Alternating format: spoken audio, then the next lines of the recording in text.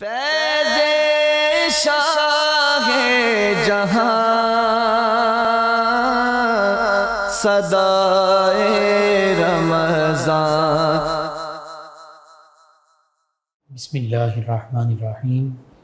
مولا صلی وسلم دائما ابدا علی حبیبک خیر الخلق کلہم،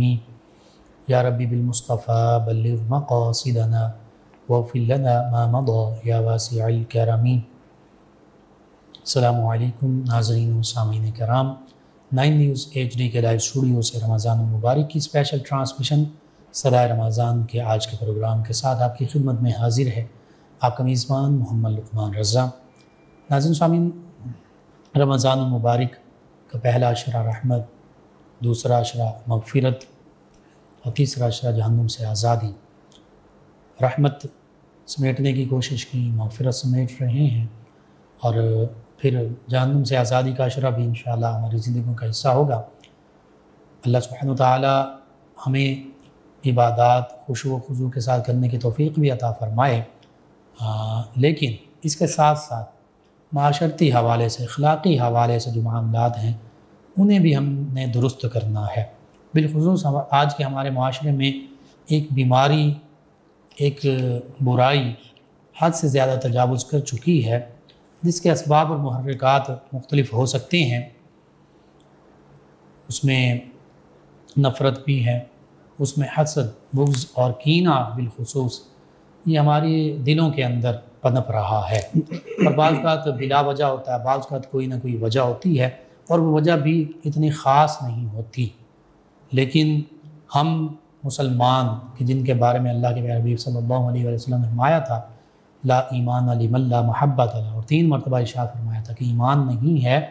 اس میں جس میں محبت نہیں ہے۔ سب سے پہلے اللہ کی محبت، پھر اللہ کے پیارے حبیب صلی اللہ علیہ وسلم کی محبت،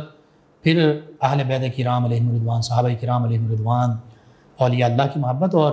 ایمان والوں کی محبت۔ یعنی ایمان والے چاہیے تو یہ تھا کہ انما المؤمنون اخوہ کا پیکر بنتے، باہم آپس میں جڑے ہوئے ہوتے۔ وہ جڑنے کی بجائے آج توڑنے والا معاملہ، ٹوٹنے والا معاملہ اور بکھرنے والا معاملہ بن چکا ہے۔ اس کی دیگر بھی وجوہات ہو سکتی ہیں، لیکن سب سے بڑی وجہ جو ہے وہ یہی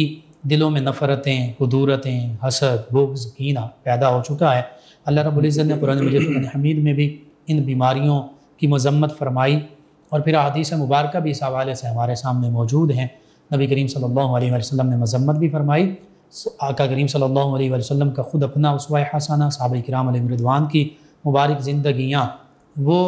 حسد، بغض، کینے، نفرت ان سے پاک تھیں، اور یہی ہستیاں ہمارے لیے مشعل راہ ہیں۔ آج اسی حوالے سے تفصیل کے ساتھ گفتگو ہوگی۔ اس موضوع پر ہمارے ساتھ شریک گفتگو ہوں گے ہمارے معزز مہمان، اسلامک اسکالر، درس و تدریس کے خاص طور پر شعبے سے منسلک بھی ہیں، علامہ محمد حسن رضا رضوی صاحب، اور ان کے ساتھ ہمارے ملک پاکستان کے عظیم ثنا خان جناب ساجد علی ساجد صاحب۔ میں آپ دونوں معزز مہمانوں کو خوش آمدید کہتا ہوں۔ شکریہ۔ سب سے پہلے علامہ محمد حسن رضا رضوی صاحب،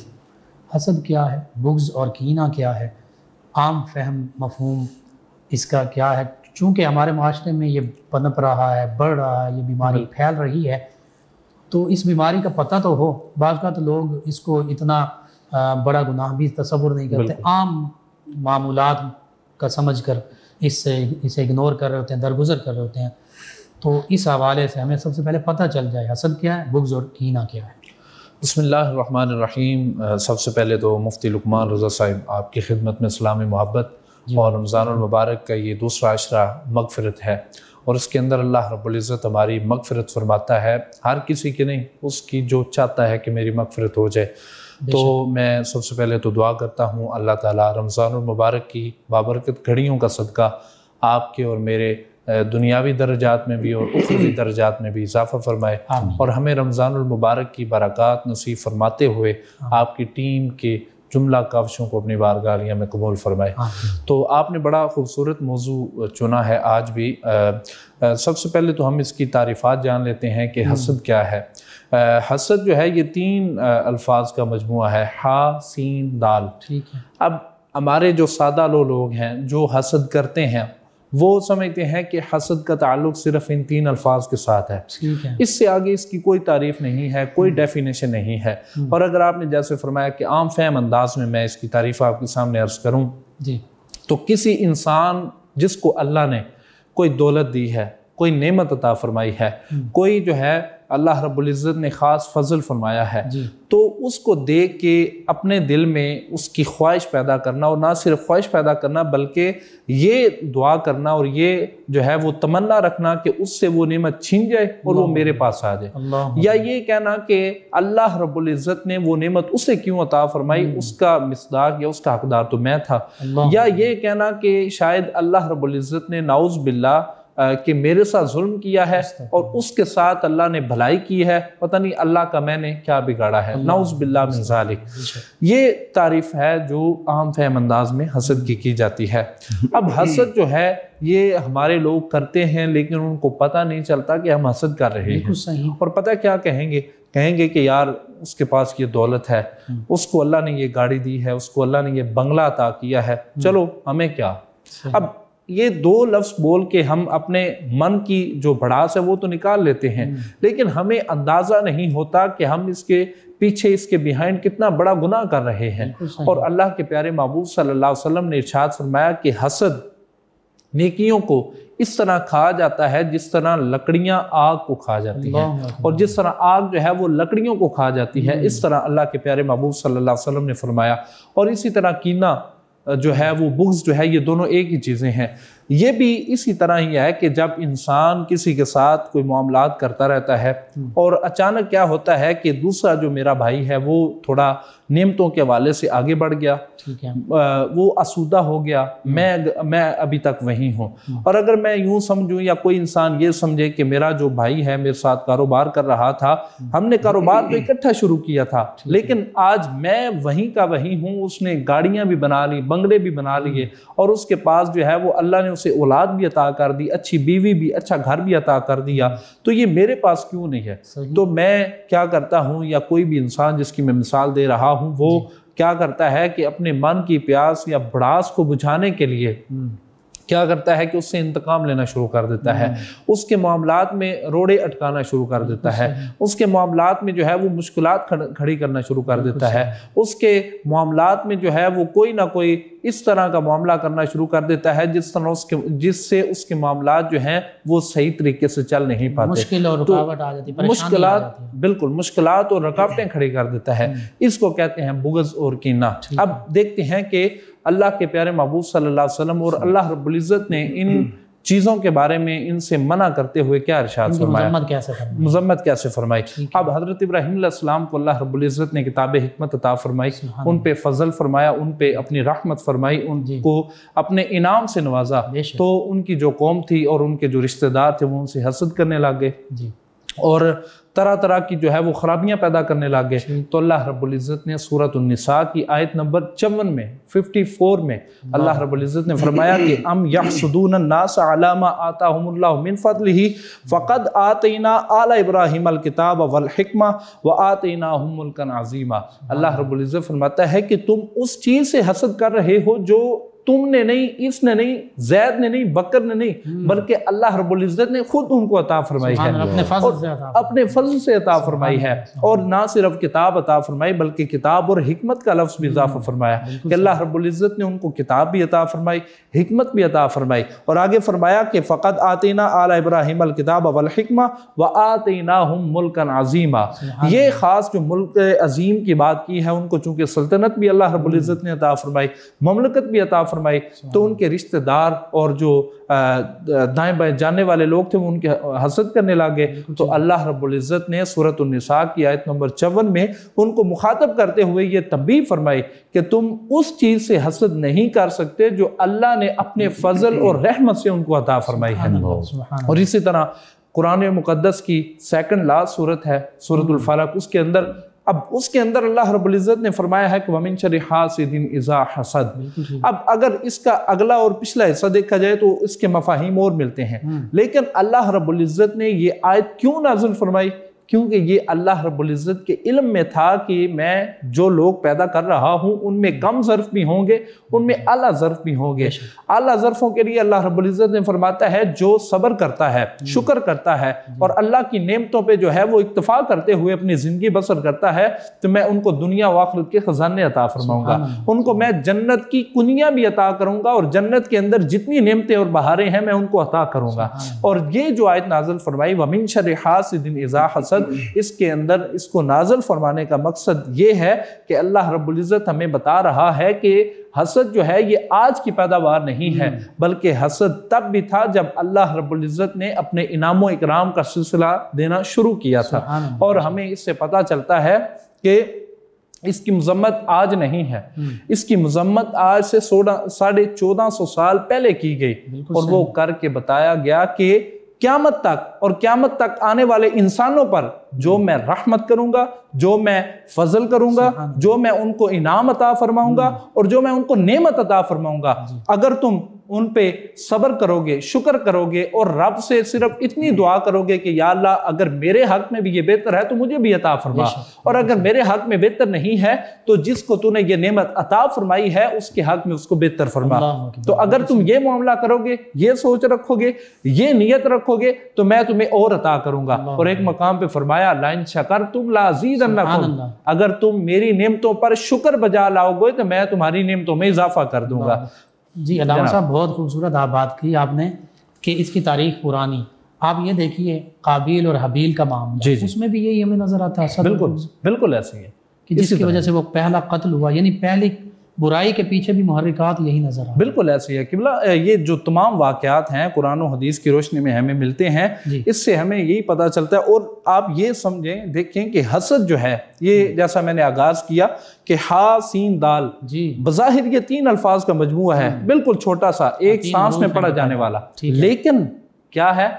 اس کے پیچھے جو اس کے محرکات ہیں اور اس کے جو اسباب ہیں اور اس کے جو نتائج ہیں وہ ہمیں قتلوں تک پہنچا دیتے ہیں،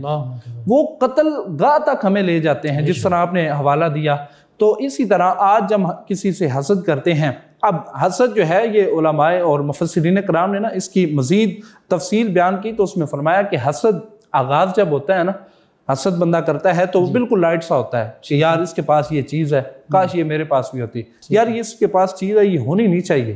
اس کے پاس یہ چیز ہے یہ ختم ہونی چاہیے۔ پھر ہم طرح طرح کے وسائل گھڑنا شروع کر جاتے ہیں اور کہتے ہیں کہ ہماری کوشش ہوتی ہے کہ یہ حسد ہمارا اتنا ہمیں سکون دے کہ یہ چیز اس سے چھن جائے، اور وہ ہمیں قتل گاہ کی طرف کیوں لے جاتی ہے کہ جب ہم اس سے حسد کرتے ہیں، نفرت کرتے ہیں تو پھر دشمنیاں جنم لیتی ہیں، پھر وہ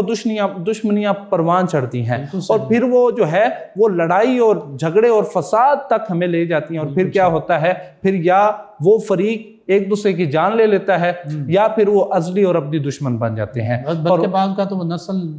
نسلوں تک چلتی ہے بات۔ قبلہ آپ کے ہمارے معاشرے میں 20 مثالیں ہیں، وہ چھوٹی سی بات ہوتی ہے اس سے آغاز ہوتا ہے، اور وہ جو دنگا فساد برپا ہوتا ہے وہ ہمیں نسلوں تک لے جاتا ہے اور نسلیں خراب کر دیتا ہے۔ اور اللہ کے پیارے محبوب صلی اللہ علیہ وسلم نے فرمایا جو کسی ایک انسان کو قتل کرتا ہے گویا وہ تمام انسانیت کا قاتل ہے، اور فرمایا جو کسی ایک انسان کی جان بخشتا ہے، بچاتا ہے اور اس کی حفاظت کرتا ہے گویا وہ تمام انسانیت کو بچاتا ہے۔ تو یہ جو حسد کی تعریف ہے، کینہ کی تعریف ہے، بغض کی تعریف ہے، اس سے ہمیں یہی پتہ چلتا ہے سادہ سا معاملہ ہے، اگر ہم حسد، بغض اور کینہ ان تینوں کو جو ہے وہ اپنے اندر اڈاپٹ کرنے کی کوشش کرتے ہیں تو گویا ہم اپنی تمام نیکیوں کو اپنے ہاتھوں سے ضائع کر رہے ہیں۔ چونکہ نیکیاں جو ہیں، انسان جب نیکیاں اکٹھی کرتا ہے تو اس کو بڑا وقت لگتا ہے، اس کو بڑی محنت کرنی پڑتی ہے، وہ تہجد کو اٹھنا پڑتا ہے، اس کو ٹھنڈے پانی سے سردیوں میں وضو کرنا پڑتا ہے، اس کو جو ہے وہ گرمیوں کے روزے رکھنے پڑتے ہیں۔ تو جب ہم یہ سارا کچھ کرنے کے بعد کسی سے حسد کرتے ہیں، اور حسد بھی اس بات پہ جو اللہ نے اسے عطا فرمائی ہے، تو پھر کیا ہوتا ہے وہ ہماری ساری محنت اور ساری تھکن کی جو نیکیاں ہوتی ہیں وہ ہم اپنے ہاتھوں سے ضائع کر لیتے ہیں۔ بالکل صحیح، بہت خوبصورت آپ نے گفتگو کی۔ حقیقت یہ ہے کہ حسد جو ہے وہ یوں ہی تھوڑی سی جملہ بازی سے اور چھوٹی چھوٹی باتوں سے شروع ہوتا ہے، اور پھر یہ معاملہ جو ہے انتہا تک پہنچ جاتا ہے، حتیٰ کہ سورہ فلق کا علامہ صاحب نے حوالہ دیا، یہ وہ دو آخری صورتیں ہیں جو کہ نبی رحمت صلی اللہ علیہ وآلہ وسلم کے وسیلے سے خاص طور پر جادو، جنات اور ان معاملات کے حوالے سے ہمارے لیے نازل ہوئیں، اور اس میں دیگر مخلوقات کے شر سے بچنے کی دعا مانگی جا رہی ہے، اللہ کی پناہ طلب کی جا رہی ہے۔ وہیں پر دیکھیے ان جنات یا جادو اور ایسے معاملات حرام اور ناجائز اور جو کفر کے نزدیک لے جاتے ہیں، کفر تک پہنچا دیتے ہیں، ان سے پناہ کی بات ہو رہی ہے، دعا مانگی جا رہی ہے۔ وہیں حسد کو بھی شامل کیا گیا ہے، تو پتہ چل رہا ہے یہ کتنی بڑی اور کتنی بری بیماری ہے، کتنا بڑا گناہ ہے، گناہ کبیرہ میں شامل ہے۔ تو آج معاملہ ایسا ہو چکا ہے کہ ہم جو کبائر گناہ ہیں ان سے بھی نہیں بچتے۔ صغیرہ گناہ تو عام ہیں لیکن کبائر میں مبتلا ہو چکے ہیں، اور بعض وقت ایسا بھی معاملہ ہوتا ہے کہ بڑی بڑی نیکیاں بھی کر رہے ہوتے ہیں، نمازیں بھی پڑھ رہے ہیں، لمبے لمبے سجدے بھی کر رہے ہیں، اور حج بھی کر رہے ہیں، زکوٰۃ بھی دے رہے ہیں، بڑے معاملات ہیں، عبادات میں ہم بہت آگے جا رہے ہیں، لیکن اس کے برعکس اخلاقیات اور معاملات میں ہم تنزلی کا شکار ہو رہے ہیں۔ ناظرین سامعین، رمضان المبارک کی ان بابرکت گھڑیوں میں نبی کریم صلی اللہ علیہ وآلہ وسلم کی بارگاہ میں ہدیہ عقیدت پیش کریں گے جناب ساجد علی ساجد صاحب۔ جی ساجد علی۔ یہ ناز یہ انداز ہمارے نہیں ہوتے، یہ ناز یہ انداز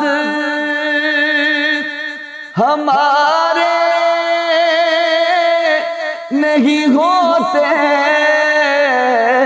یہ ناز یہ انداز ہمارے نہیں ہوتے، کہ جھولی میں اگر ٹکڑے تمہارے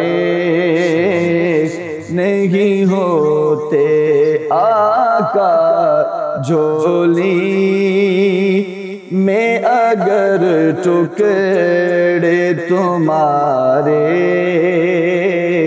نہیں ہوتے، ملتی نہ اگر بھیک حضور آپ کے گھر سے، ملتی نہ اگر بھیک حضور آپ کے در سے، اس ٹھاٹھ سے منگتوں کے گزارے نہیں ہوتے، دامان شفاعت میں ہمیں کون چھپاتا، دامان شفاعت میں ہمیں کون چھپاتا، سرکار اگر آپ ہمارے نہیں ہوتے، سماعت کیجئے، بے دام ہی بک جائیے بازار نبی میں، بے دام ہی بک جائیے بازار نبی میں،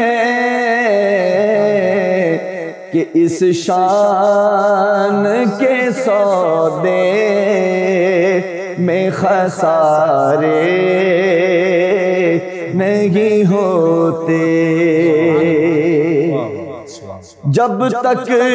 کہ مدینے سے اشارے نہیں ہوتے، جب تک کہ مدینے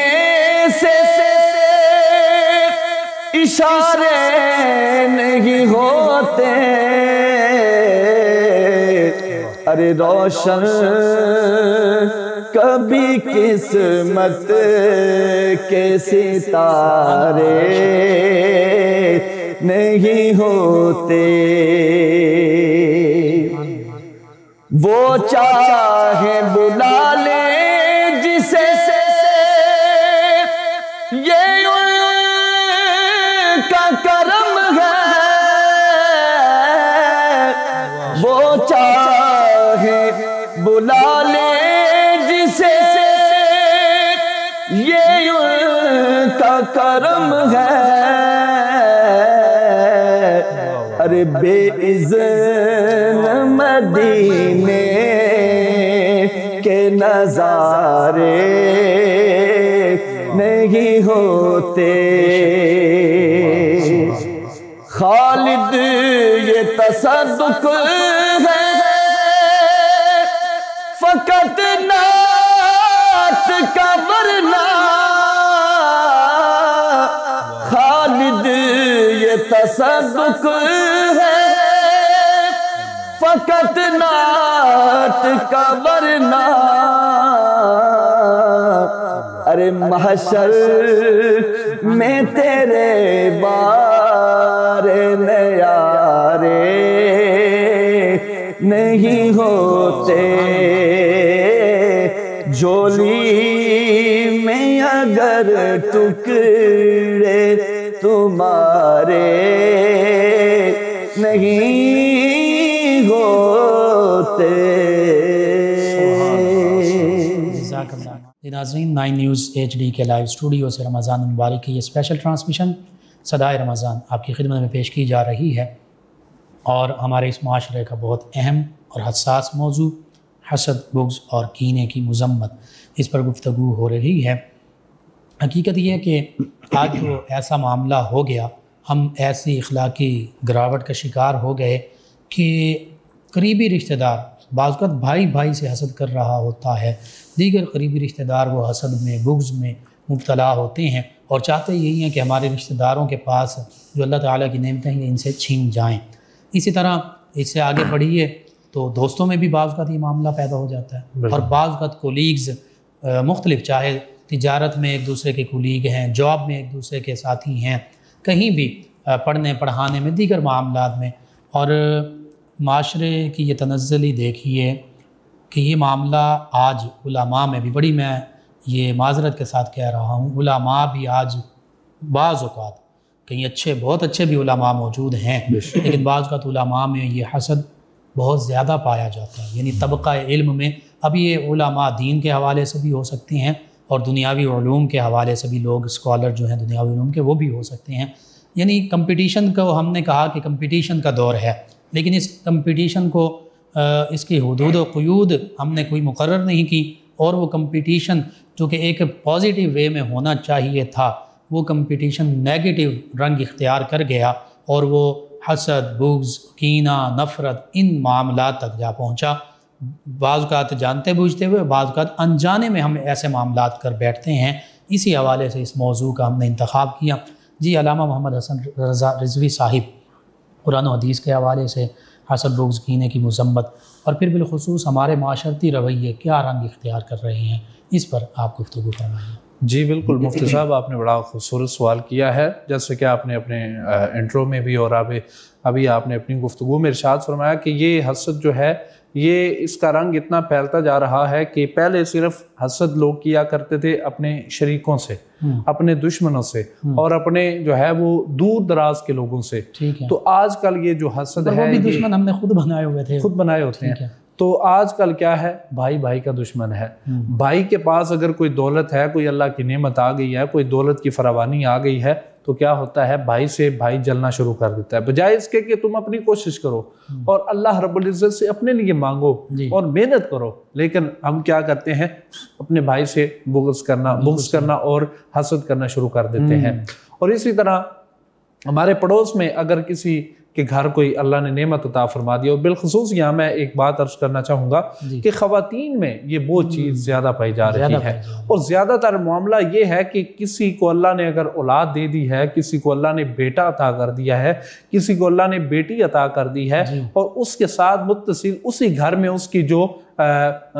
وہ کوئی اور رشتے میں بہن ہے, یا آپ کہہ لیں کہ دیورانی ہے, یا کوئی بھی ہے رشتے میں, تو اگر اس کے پاس اولاد نہیں ہے اور ایک کو اللہ نے اولاد دے دی ہے, تو اس کے دل میں یہ بات نہیں جائے گی کہ اس کو اللہ نے عطا کی ہے اور جب میرا حکم ہوا تو مجھے بھی عطا ہو جائے گی. ہماری خواتین کیا کرتی ہیں, اس سے حسد کرنا شروع کر دیتی ہیں, اور اس حسد کے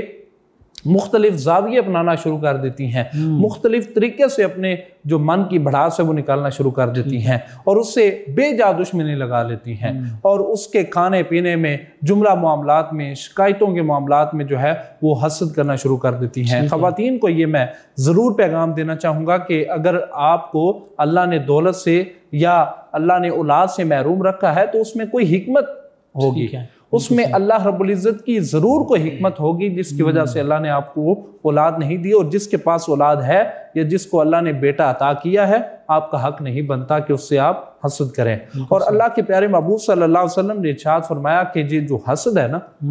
یہ ایک بکری ہو نا, بکری کے پیچھے 2 بھیڑیے لگے ہوں تو وہ 2 بھیڑیے اس بکری کو اتنا نقصان نہیں پہنچاتے جتنا حسد جو ہے وہ انسان کے دین کو نقصان پہنچاتا ہے. کتنی بڑی بات ہے قبلہ موسیٰ. میں دوبارہ عرض کرنا چاہوں گا, حضور نے فرمایا کہ 2 بھیڑیے ایک بکری کے پیچھے لگے ہوں, اس بکری کو وہ 2 بھیڑیے اتنا نقصان نہیں پہنچاتے جتنا حسد انسان کے دین کو نقصان پہنچاتا ہے. زیادہ زیادہ اس کی جان لے لیں گے, زیادہ جان لے لیں گے. کا معاملہ ہو تو جان چلی جائے گی, ایمان تو نہ جائے. ایمان تو نہ جائے. دیکھیں نا جی, آج اگر ہماری جان چلی جاتی ہے اور ایمان محفوظ رہتا ہے تو میں سمجھتا ہوں اس سے بڑی نعمت نہیں ہے. اور اگر خدا نخواستہ ہمارا ایمان چلا جائے اور جان بچ جائے تو میں سمجھتا ہوں ہم نے دنیا اور آخرت اپنے ہاتھوں سے برباد کر لی. اور ایک اور مقام پہ حضور نے فرمایا حسد جو ہے یہ انسان کے اعمال کو کھانا شروع کر دیتا ہے, اور جب انسان کا حسد جو ہے وہ پروان چڑھنے لگتا ہے تو اس کا حسد ختم نہیں ہوتا, اس کے جو نیکیاں ہیں وہ ختم ہو جاتی ہیں. یعنی کہ اس کو اگر سادہ مفہوم میں, جیسا میں نے پہلے گزارش کی کہ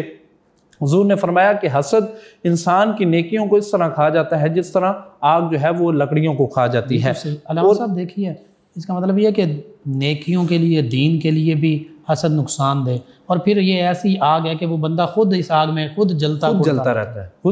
ہے. ہمیں کوئی سزا اگر بندہ دیتا ہے تو سزا دینے والا جو ہوتا ہے وہ اس بات پہ قادر ہوتا ہے کہ وہ ہمیں نجات دے دے, معافی دے دے, ٹھیک ہے, یا ہمیں مار دے. یہ جو معاملہ ہے اس کے اندر ہم خود ہی سزا دینے والے ہوتے ہیں, اور دینا کس کو ہوتی ہے, وہ خود کو دینا, خود کو سزا دے. اور اگر ہم اپنے ہاتھوں سے خود کو سزا دیتے ہیں, اور سزا بھی ایسی جو ہماری دنیا و آخرت برباد کر سکتی ہے, تو میں سمجھتا ہوں اس سے بڑی جو ہے وہ بدبختی نہیں ہے. اور بابا اشفاق احمد بڑے رائٹر ہیں, قلم کے میدان میں ادیب ہیں, ان کا بڑا نام ہے. ان سے حسد کی تعریف پوچھی گئی نا تو انہوں نے فرمایا کہ اللہ کی تقسیم سے اختلاف رکھنا یہی حسد کہلاتا ہے. کتنی خوبصورت انہوں نے تعریف کی ہے. اور اسی طرح حضرت یوسف علیہ السلام کے جو بھائی تھے, وہ انہوں نے جب دیکھا کہ یوسف جو ہیں وہ اپنے باپ کے ابا جان کے منظور نظر ٹھہر گئے ہیں, اور باپ کے جو ابا جان ہیں ان کی ساری توجہ کا مرکز بن چکے ہیں, تو پھر انہوں نے کیا کیا, انہوں نے حسد پالنا شروع کر دیا, اور پھر ان سے اجازت لی اور ان کو گھمانے پھرانے کے ارادے سے لے گئے. تو پھر کیا ہوتا ہے, ان کو کنویں میں ڈال دیتے ہیں, اور پھر واپس آ کے وہ جو کوئی ان کی قمیض ہوتی ہے اس کے اوپر سرخ قسم کا لگا کے, جھوٹا موٹا خون لگا کے, تو آ کے کہتے ہیں کہ اس کو بھیڑیا کھا گیا ہے. تو یہ حسد, قمیض بچ گئی ہے, قمیض بچ گئی ہے. وہ حضرت یعقوب علیہ السلام چونکہ دانشمند تھے, وہ اللہ رب العزت نے فہم و فراست کا ایک پہاڑ عطا فرما رکھا تھا, اور فہم و فراست جو ہے وہ ان کے اندر یوں پنہا تھی جس طرح انسان کے اندر جو ہے وہ اس کا اپنا جسم ہوتا ہے. تو ان کے پورے جسم میں فہم و فراست تھی, تو انہوں نے اپنے فہم و فراست سے یہ سوال کیا بڑا خوبصورت کہ بھیڑیا بھی بڑا سیانہ تھا, اس نے یوسف علیہ السلام کو تو کھا لیا لیکن قمیض اتار کے وہ صحیح سلامت ہے, وہ صحیح سلامت ہے. تو چونکہ اللہ کے نبی تھے نا, ان کو علم تھا, ان کو معلوم تھا کہ یہ کیا معاملہ ہوا ہے. اور پھر کیا ہوتا ہے, ان کی آنکھوں کی بینائی چلی جاتی ہے, اور جدائی سے بینائی چلی جاتی ہے, اور ساری زندگی اپنے بیٹے کو پکارتے ہیں، انتظار میں رہتے ہیں اور اپنے رب کی بارگاہ میں دعا کرتے ہیں، التجا کرتے ہیں۔ بالآخر اختصار کے ساتھ یہ بھی آزمائش تھی انبیاء کرام، آزمائش تھی، بڑا مقام، بڑی آزمائش۔ بے شک بے شک اللہ رب العزت چونکہ انبیاء کا جو مقام ہے وہ آزمائشوں کے ذریعے ہی بلند ہوتا آیا ہے۔ تو پھر کیا ہوتا ہے، یوسف علیہ السلام آپ کی جو آپ جب سلطنت پہ بادشاہ بنتے ہیں، یہ بڑا لمبا چوڑا واقعہ ہے، میں اختصار کے ساتھ عرض کرنا چاہوں گا کہ آپ نے پھر کیا اور یہ آپ نے جو آیت مبارکہ پڑھی تھی نا اسی سے ریلیٹ ہے، سیدنا آل ابراہیم میں شامل ہے۔ جی بے شک بالکل اس کے ساتھ ریلیٹ ہے۔ پھر وہ اپنی قمیض بھیجتے ہیں اور جب قمیض آنکھوں کے ساتھ لگاتے ہیں حضرت یعقوب علیہ السلام، اور آنکھوں کی بینائی بھی آ جاتی ہے اور اپنے بیٹے کی جو خوشبو ہے وہ بھی محسوس کر لیتے ہیں۔ اچھا علامہ صاحب، اسی واقعہ میں بڑا اچھا خوبصورت آپ نے واقعہ کوڈ کیا ہے، اسی واقعہ میں یہ بھی تو ہے نا کہ اگر حسد، بغض اور کینے سے توبہ کر لی جائے اور جس کے ساتھ ہی معاملہ کیا اسے معافی مانگ لی جائے، جیسے برادران یوسف علیہ السلام انہوں نے کیا، تو پھر اس پر کیا معاملہ ہوتا ہے؟ قرآن کیا فرماتا ہے؟ لا تثریب علیکم، حضور نبی رحمت صلی اللہ علیہ وسلم کا فرمان ہے نا کہ 15 شعبان کی جب رات آتی ہے نا تو اللہ رب العزت سب کو معاف کر دیتا ہے، سبحان اللہ، سب کو بخش دیتا ہے، لیکن حسد، بغض اور کینہ رکھنے والوں کو اس رات بھی بخشش نہیں فرماتا جس رات سب کو بخشش کا پروانہ عطا کر دیتا ہے، اور فرماتا ہے کہ جب 15 شعبان کی رات آتی ہے تو یہ دن اور یہ رات آنے سے پہلے اگر تم توبہ کر لو گے تو میں تمہاری توبہ قبول کروں گا۔ اور ہمارے ایک یہ بھی معاشرتی رویہ ہے کہ ہم سمجھتے ہیں کہ یہ گناہ مجھ سے سرزد ہو گیا، اب پتہ نہیں اس کی معافی ملنی ہے یا نہیں ملنی، اب پتہ نہیں اللہ رب العزت کے ہاں میرے لیے معافی کا پروانہ جاری ہوگا یا نہیں ہوگا، یعنی مایوس ہو جاتے ہیں۔ تو اللہ مایوسی کے بارے میں فرماتا ہے کہ لا تقنطوا من رحمت اللہ، میری رحمت سے تب تک مایوس نہ ہونا جب تک تمہاری جان کا آخری سانس تمہارے گلے میں موجود ہے، اور فرمایا کہ میری جو رحمت ہے وہ تمام چیزوں کو گھیرے ہوئے ہے۔ تو بات کسی اور کی طرف نکل گئی، میں عرض کر رہا تھا کہ جو لوگ مایوس ہو جاتے ہیں، جو یہ گناہ کرنے کے بعد سمجھتے ہیں کہ اللہ رب العزت کے ہاں پتہ نہیں ہماری گنجائش ہے معافی کی یا نہیں، تو ان سے گزارش ہے کہ رمضان المبارک کا مہینہ ہے، اگر آپ کسی سے حسد کرتے ہیں، کسی کے بارے میں بغض رکھتے ہیں، کسی کے بارے میں کینہ رکھتے ہیں، تو آج اپنے رب سے معافی مانگیں، اور اگر ممکن ہے تو ان کے گھر چلے جائیں، ان کو منا لیں، ان کو کہہ دیں کہ آپ کے ساتھ یہ میں نے زیادتی کی ہے، میں آپ سے معافی مانگتا ہوں۔ اللہ کے محبوب نے فرمایا کہ جھک جانے سے اگر تمہاری عزت میں کمی آئی نا تو قیامت والے دن وہ کمی مجھ سے پوری کر لیں۔ اور فرمایا کہ جو جھک جاتا ہے نا، جو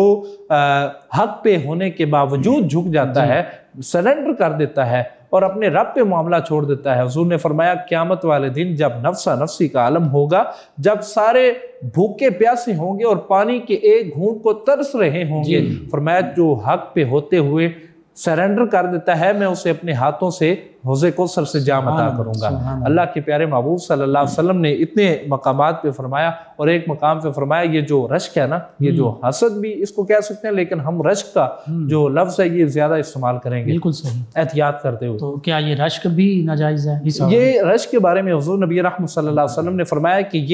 یہ حسد کی ایک قسم ہے، لیکن ہم اس کو حسد نہیں کہہ سکتے، چونکہ حضور نے باقاعدہ الفاظ میں حسد کا لفظ استعمال نہیں کیا، اس لیے ہم احتیاط برتے ہوئے ہم یوں کہیں گے کہ میں رشک ہی بولتے ہیں۔ جی اگر اس کو حضور نے فرمایا کہ رشک ویسے جائز نہیں ہے،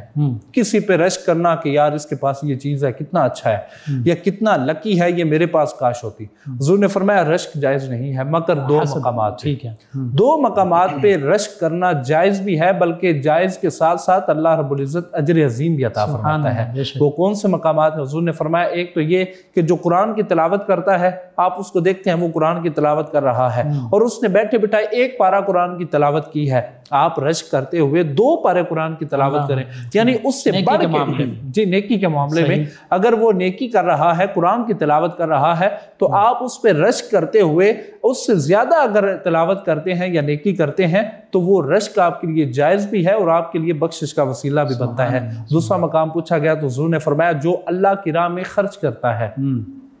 جو اللہ کی راہ میں اپنے مال میں سے، اس کے دیے ہوئے میں سے خرچ کرتا ہے، تو پھر اس کو دیکھتے ہوئے کوئی اور بندہ آ کے اس سے زیادہ رب کی راہ میں خرچ کرتا ہے تو یہ رشک بھی جائز ہے اور یہ رشک اس کے لیے وسیلہ بخشش بنے گا۔ اللہ رب العزت اس رشک کے صدقے اس کو نجات بھی عطا کرے گا اور دنیا و آخرت کی بھلائیاں بھی عطا کرے گا۔ سبحان اللہ، سبحان اللہ۔ علامہ صاحب بہت خوب آپ نے فرمایا، یعنی جو قرآن کا عالم ہے، قرآن پڑھتا ہے، پڑھاتا ہے، سکھاتا ہے،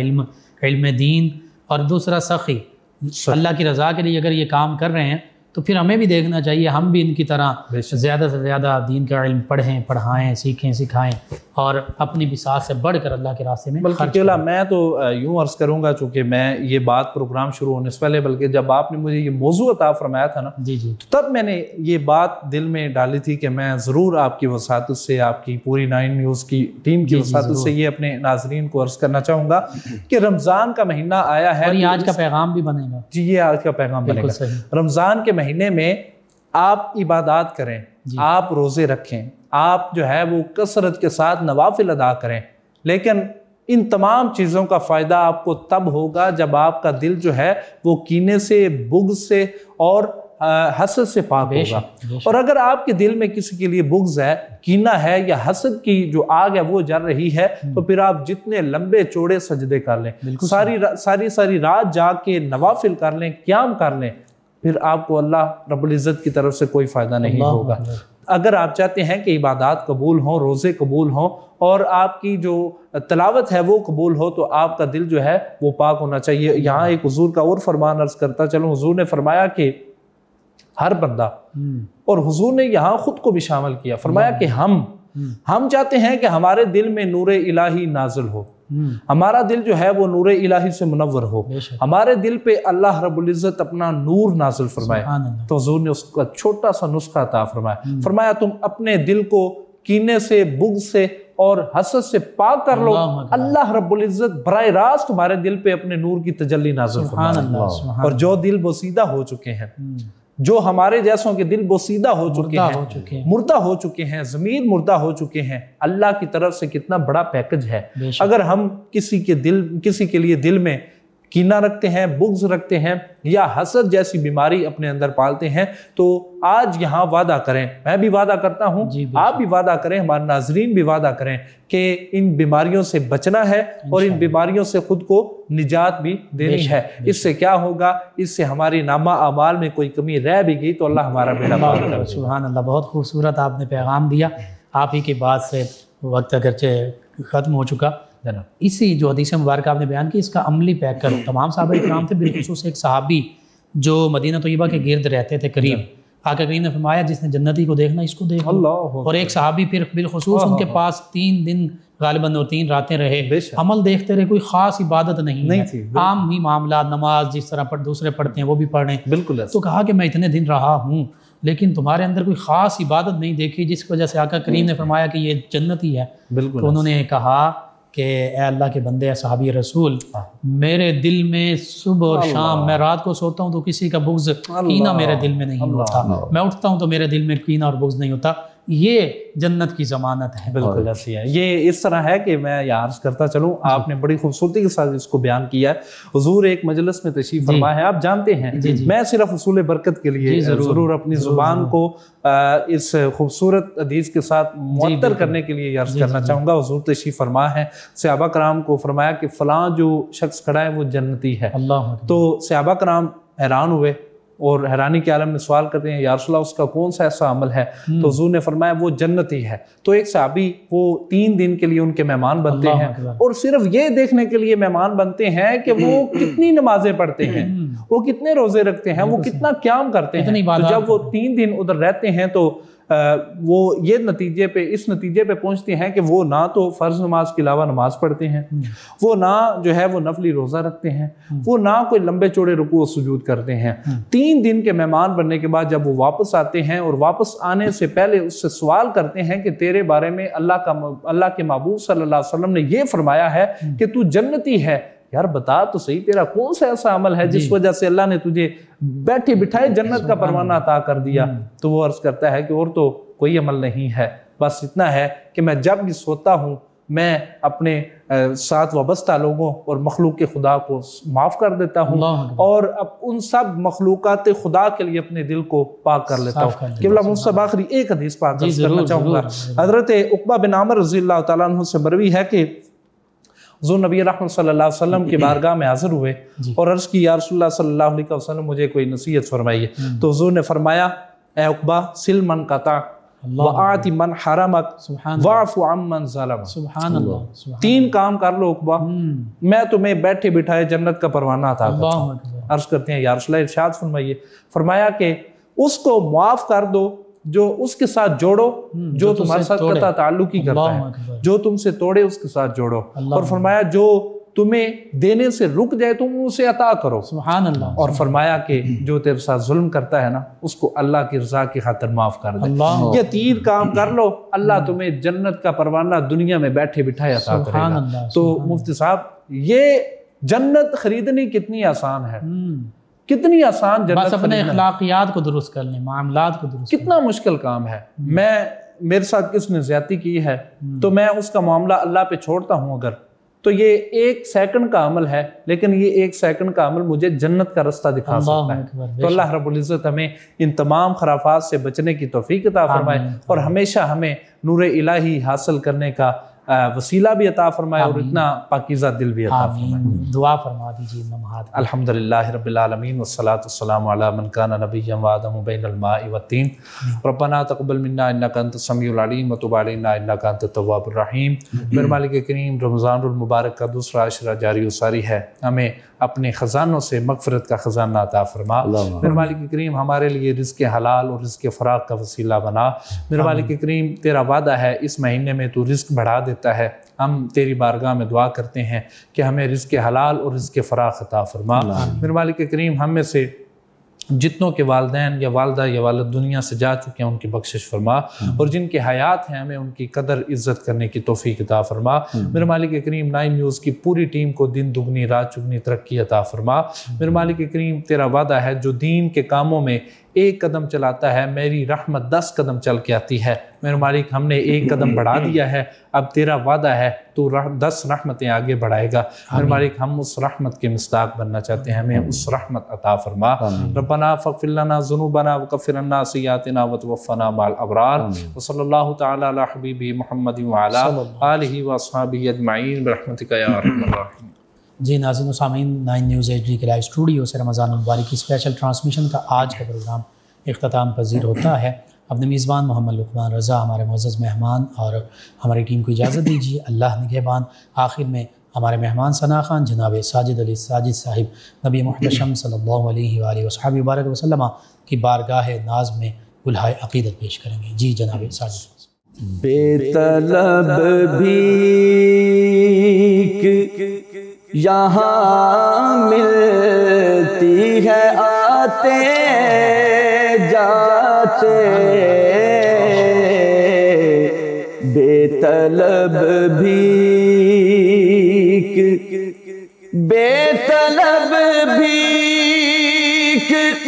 یہاں ملتی ہے، آتے جاتے یہ وہ در ہے کہ جہاں دل نہیں توڑے جاتے، یہ وہ در ہے کہ جہاں دل نہیں توڑے جاتے، بے طلب بھی وہ نقاب رخ روشن جو اٹھاتے جاتے، وہ نقاب رخ روشن جو اٹھاتے جاتے، میری بگڑی ہوئی تقدیر بناتے جاتے، میری بگڑی کاش اپنا بھی مدینے میں کوئی گھر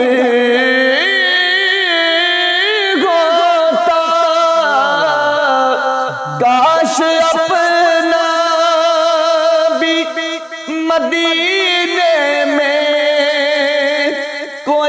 گھر ہوتا پھر دیکھتے روضائے سرکار کو آتے جاتے دیکھتے روضائے سرکار کو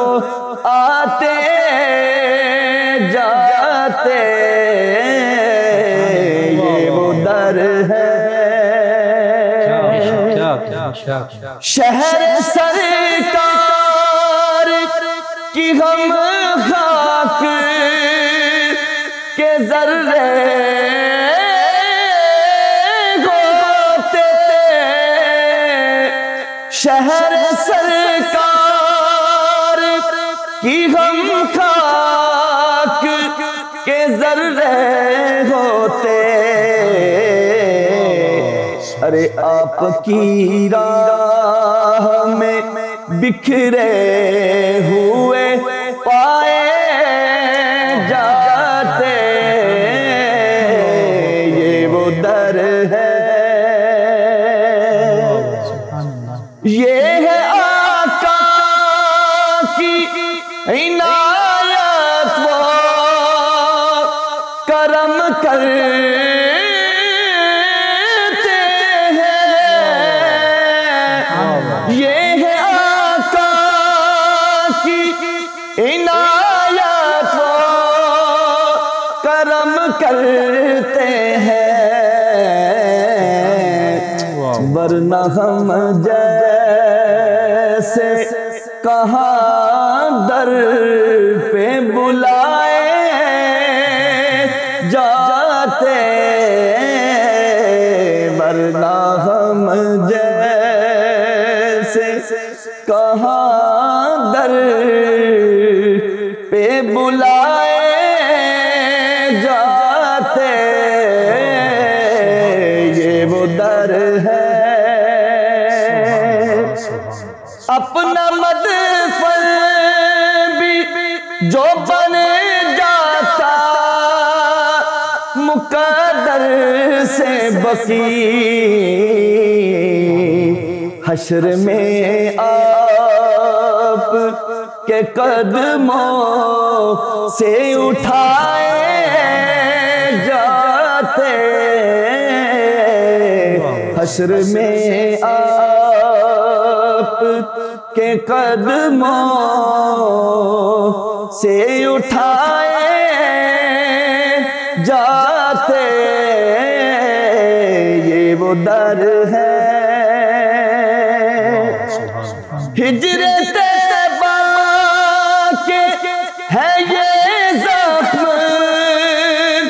کوئی یام نہیں ورنہ زخم یوں ہی تو دل پہ نہ سجائے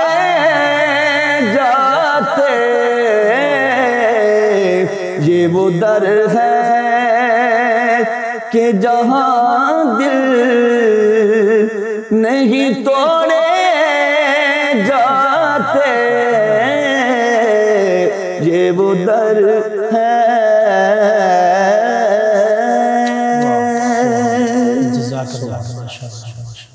فیض شاہ جہاں